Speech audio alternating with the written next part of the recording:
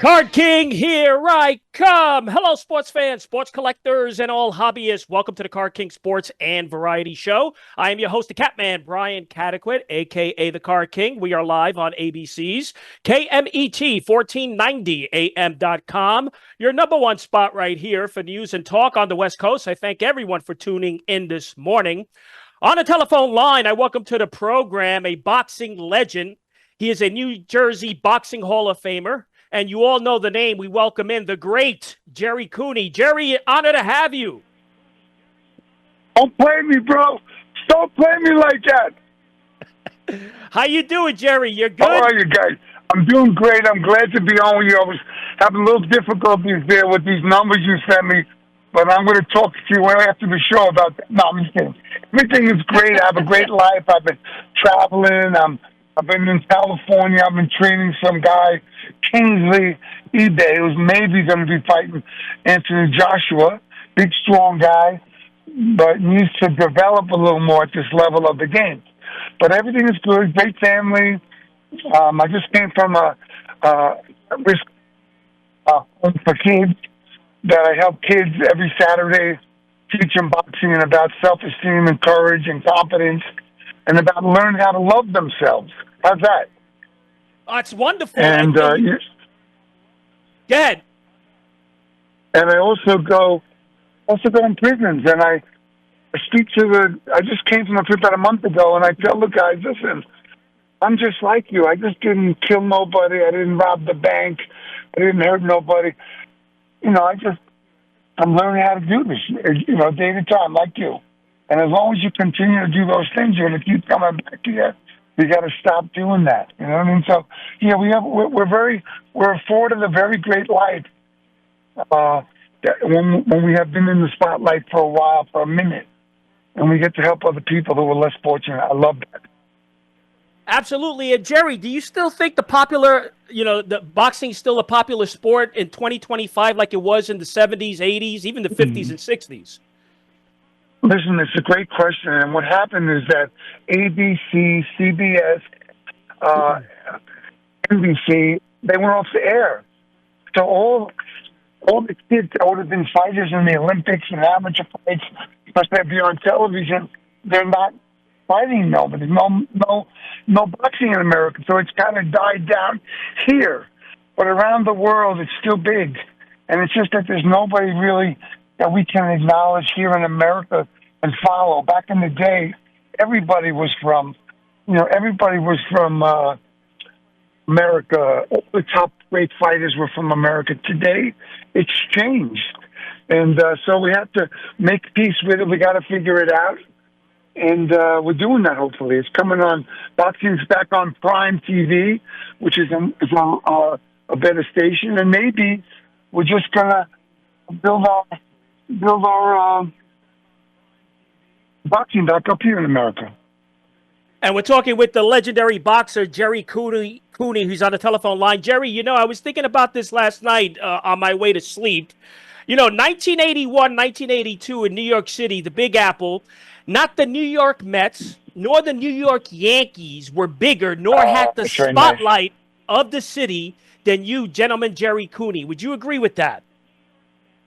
Thank you so much. It's very nice of you to say. I remember going out to Dallas to see Howard Cosell. He used to do sports beat, and I went out there. I asked him, "Do you mind if I walk around the field?" I was young then, and I wanted to see the cheerleaders. And they made me lead the field because I was disrupting the game. That's how big boxing was back in those days. And we loved it, and we loved the fans. I still do. I still make a lot of appearances and go to towns and remember. I'm remembered, and I get to laugh and joke and have fun and tell the stories, the good ones and the bad, and we're all better for it. I mean, this is unbelievable. That's a fact. I mean, the Yankees and Mets were not bigger than Gerry Cooney from 80 to 83. Oh, I don't say that. No, they were bad teams in 81, 82. But here's what I mean of how much of an impact Cooney had, you had in the early 80s. I mean, Hollywood was even comparing you to Sylvester Stallone on Rocky III. Well, that's right. We were on the cover of Time Life together, one of the Rocky films that he was doing. And Yeah, it was a very exciting and frightening time, you know, for me. Yeah, And you and Stallone appeared on Time, and then you were on SI by yourself on that during that Holmes fight. well, that was terrible because Larry Holmes was the heavyweight champ. Larry Holmes and I are great friends today, and he was a great champion. I'm on the radio, Sirius XM, from 7 to 9 every Monday and Thursday on channel 156, and we've broken down the heavyweight division. And Larry Holmes is like Muhammad Ali, Lennox Lewis, Larry Holmes. They're tied for second, Larry Holmes and Lennox Lewis. That's how great he was. But he was angry because, Ali got so much attention and Holmes grew up in his camp and he figured he was the champ. He was going to get that attention and he didn't. And he was angry, but he had a great life. Has a great family. We're together a lot. And, listen, I was so grateful to get the chance to fight him. The only thing is that big moment scared me a little bit. I didn't have really a great upbringing, and so I got involved with drinking a little bit, and I cut my career short. But being said, I was in there with the man, and we had a great time. And like you said, the fans have just always been so great. And there was a racism back then, not about him, not about me. It was the promoters that created that to make money. Yeah, I mean, I just wanted to make that point of how big of an impact you had. And I was watching your bouts, Jerry. Would you say your first true test came against Dino Dennis? Well, not really. I think it was Jimmy Young. Dennis was a tough guy. He had a great career. He had a lot of good fights. When I was a young kid, I was 21 or something, and the worst thing he did was he put his finger on my forehead, on my cheek, and pushed me away before the fight. And I was a young kid, but when the bell rings, I'm going to fight. And I caught him with a great shot, knocked him cold. But the big fight for me, I think, was Jimmy Young. When I cut him, he was so looking for a hook. I hit him with an uppercut and split him between the eyes, and they stopped it in the fourth round. And Gil Clancy said, "We just have a new superstar," and that was the start of my career, really. And I had a great time. I wished I had somebody that I could depend on to help me understand how big it was. Oh, And it was I you. thought that maybe, It I was understand it huge. now, looking back on it. But then I was afraid of it. And so I didn't have someone to help say, like I go to the at-risk kids' homes and I tell them, self-esteem. We got to build self-esteem, courage, strength, and then you can do anything. I didn't have that. I was on my own. And unfortunately, I didn't have management were looking to make the money, and I had a great trainer, but he was also busy. So anyway, it's great living I had great moments. My life is so rich. I got 3 great kids. I got a beautiful grandbaby. I love my wife more than anything, and that's all from the path I took. Someone told me the other day, who's a guy struggling with boxing. He used to box with Riddick Bowe, Nino Gonzalez. He used to box with the Viruet brothers, and he's a little bit punchy. But he said, Jerry, you're a self-made man, and I never looked at it that way. And he's right. I made mistakes like we all do, but I got up, dusted off my pants, and went on with my life. And I feel so good to be on the radio with you and to be talking about boxing, how great it was for me. It changed my whole life. It made me a man. And all the people I've met, Bob Hope, you talked about Stallone, Frank Sinatra, you name it, I've been with them. And I've loved every minute. One time I was with somebody, he said, he couldn't stand Patrick Ewing, the great center from the Knicks. I loved him. I said, so one day he gets up on the wrong side of the bed, and all of a sudden he's a bum because he doesn't feel good that day. And I helped this guy understand that we're all human. Some days we struggle. Some days we don't. But anyway, I don't want to drift too far away. But I've been fortunate and blessed to be touched by so many people, and especially, I'm saying, the fans and the kids. Yeah, absolutely. And Jerry, I want to ask you about Stallone because I had a couple of boxers on the show, in the past, and they they said the same things. You know, he's just a cocky guy, not a nice guy. And I don't know if you want to. How is your relationship with Sly? Well, listen, he was a superstar, and he grew up hard. He didn't grow up with the gold tooth in his gold spoon in his mouth. He grew up hard. They wanted to put Paul Newman in his place, and he fought it. So no, looking back and rethinking, he's a great guy. He has a great life, great family, kids. He's done so many great things that, I feel proud to have had a chance to be with him. And yeah, listen, here's a guy who came and made it himself. He wrote the story. They wanted to give it to somebody else. He fought it. And he became Rocky. And, Chuck Wepner also benefited from that. And he's a good friend of mine. I love him too. He's a tough man, had a tough life, and he fought and got a shot at Ali, and look what he did with his life. So, yeah, there's a lot of great stories in the fight game. And Sylvester Stallone, Chuck Wepner, they're both two of them. Yeah, I had Chuck on the show. Yeah, that was great as well. But, the fight, Cooney versus Norton. I mean, here's a fight. I mean, Norton fought Ali, right? He fought Foreman. Holmes, the champion. Yeah. That was the biggest fight in your career, would you say? I mean, I know the fight that made you was really the Holmes. It was the Holmes and Cooney.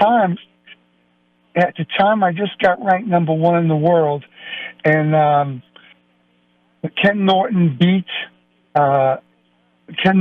Tex Cobb, and I got the shot at him and the winner was going to get Larry Holmes.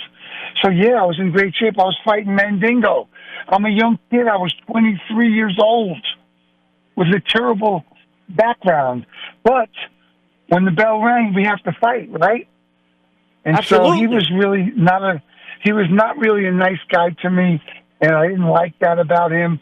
So when the bell rang and I saw the opening, I landed with a body shot, and he buckled a little bit. And when you're in the fight game at that level, you say, okay, I'm going to take 30 seconds, and I'm going to open up on this guy. I put him in the corner. I spun him into the corner, and I caught him 54 seconds into the first round, out cold. He was sleeping. He was probably snoring on the ropes. He couldn't fall down.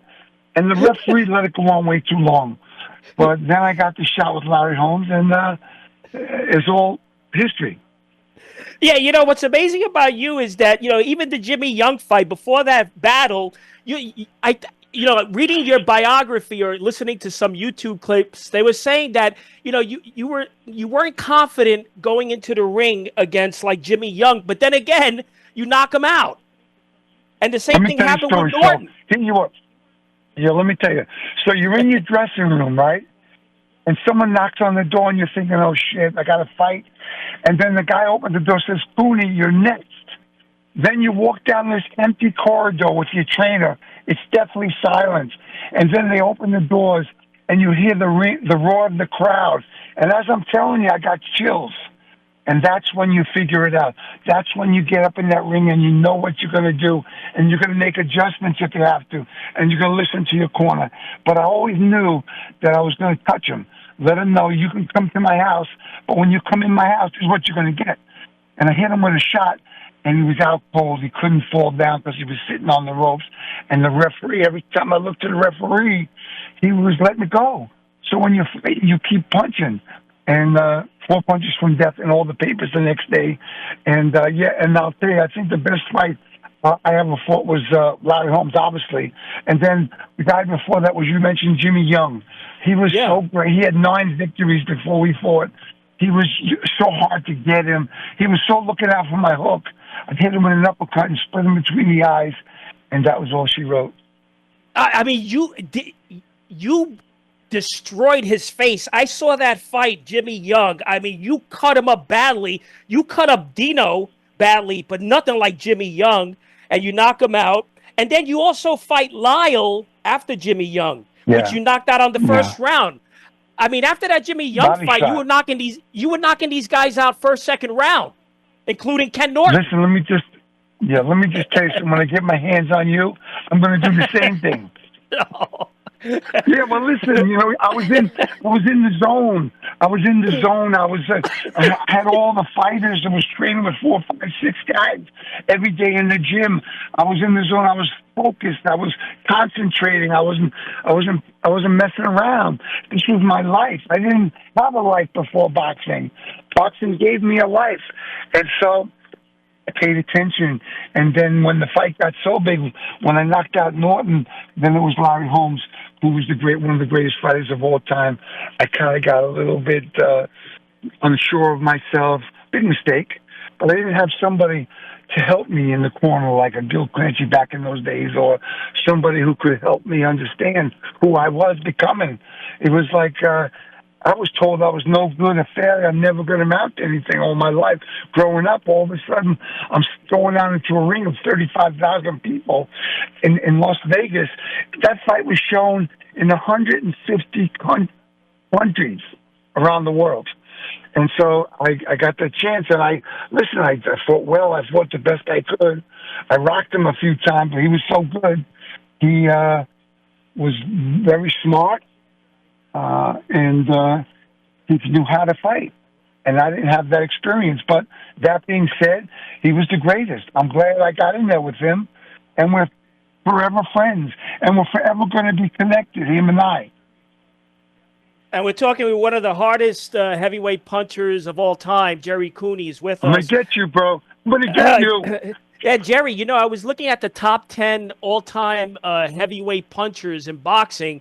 Most of those boxers on the list, they were right-handed. Something about you, I mean, with that left hook you had, there weren't many, top heavyweight punchers left-handed. So you had that advantage. I mean, your left hook was like a slingshot. Well, you know what it was is that when you throw the left hook, it's from the blind spot. You can have nice right hands and see it coming, and you can get out of the way. But when you throw a hook, he's in the blinds for those couple of seconds. And so a hook to the head and a hook to the body, it was great for me, bro. I love that. And I learned it from my older brother, who was a great fighter in his day, but didn't turn pro or nothing like that. And I got a chance to learn from Victor Valley, who was a great trainer, and had some great sparring partners all through my life. And I'm just blessed. And you know what? I held on to my money. I knew the rainy day was coming. I knew there was going to come a time when it was going to struggle. And so I saved my money. I didn't spend it. And today, I have a great life. I'm not a big spender. I love my life. I have my beautiful home. I live nice. I go on vacation once a year. I help people all the time. Every day of my life I get there. You know what's really great? You're walking at some event. Someone says, "I really loved you," and I say, "Oh, call them up." And I get on the phone with them. Those are the great moments I have. Or some of the charities for the military, the guys struggling, that we can go and cheer on them, cheer them up, and fight for them, to raise money for them. That's what we get a chance to do. And I loved every moment of that, bro.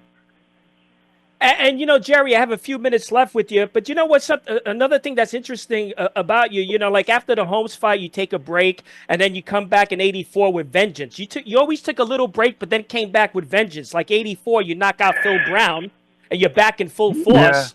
Yeah. But let me tell you, right? So when I lost to Holmes that night, I really went through some mental problems, some struggle with that.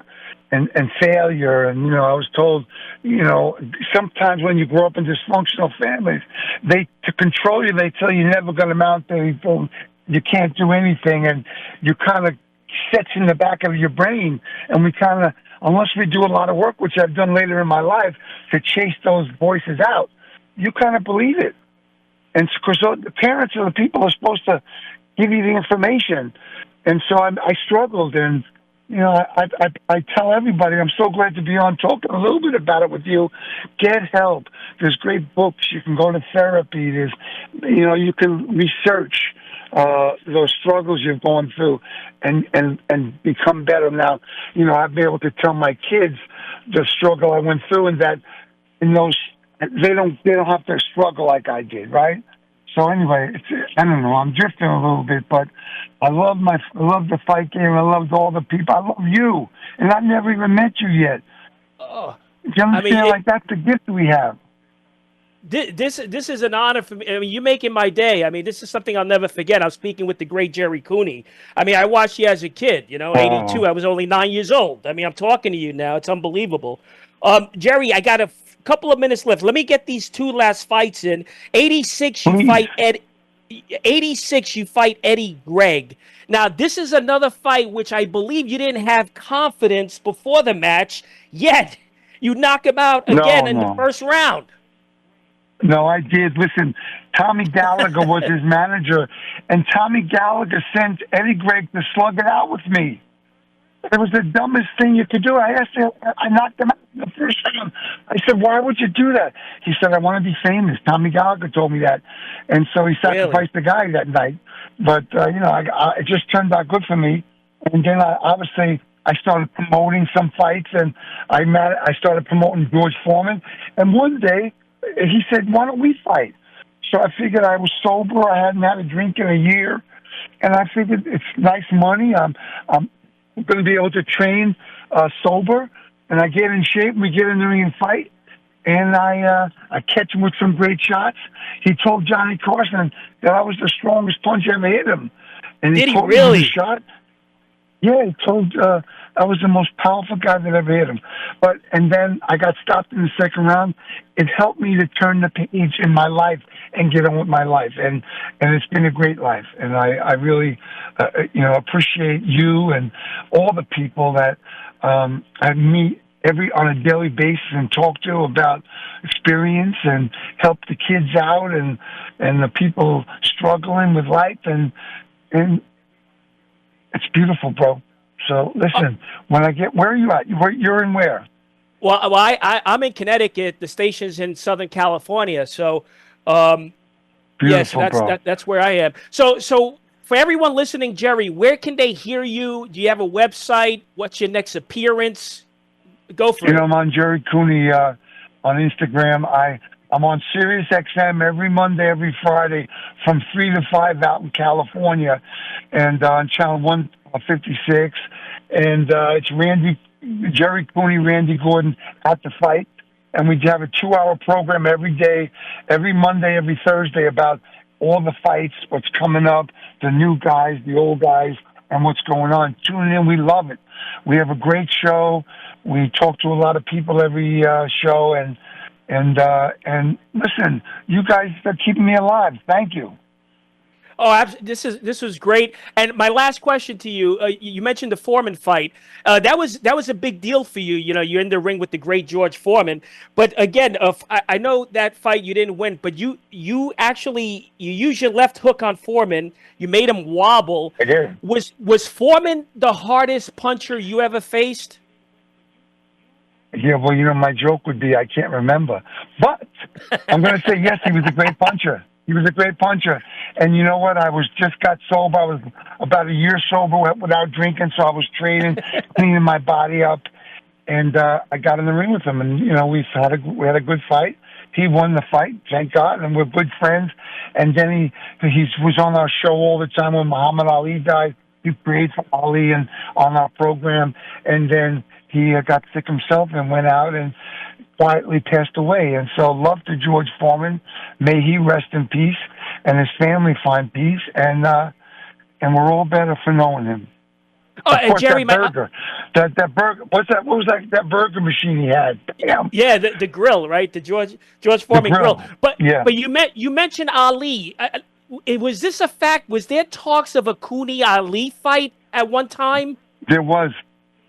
Oh my God! What happened there? What happened there was that Muhammad Ali was supposed to fight. He fought Leon Spinks and lost to Leon Spinks. So he was supposed to beat Spinks, and then I was going to get the fight. But because he lost to Spinks, he had to do a rematch with Spinks, and that's how I got Larry Holmes. So it just turned out great. Everything is good. The fans were great.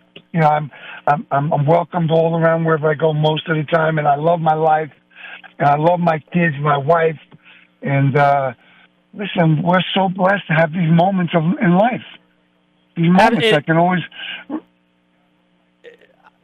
Go ahead. I was going to say, no, I'm blessed to speak to you. So, this was great. Well, listen, thank you.